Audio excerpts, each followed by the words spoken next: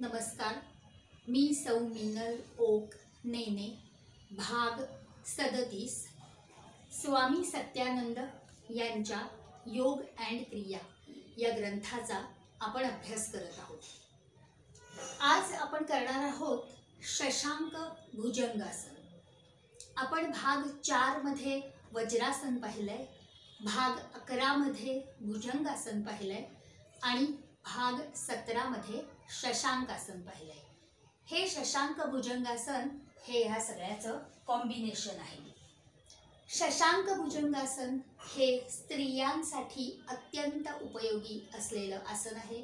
Female reproductive सिस्टीमसाठी अतिशय उपयोगी, पोटातल्या आणि ओटीपोटातल्या सगळ्या अवयवांसाठी हे उपयोगी पडतं आणि याशिवाय पाठदुखी, मानदुखी असंही काही होत नाही।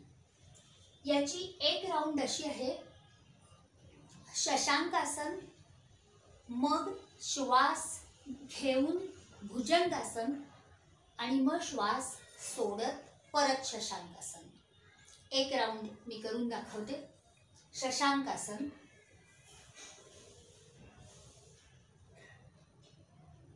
आता श्वास घेत शरीर पुढे करून भुजंगासन करायचे। हात तिथेच ठेवायचे, थोडेसे पुढे मागे झाले तरी चालतील।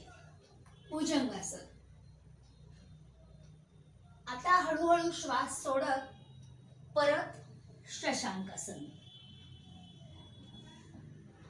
अजून एक राउंड मी करते।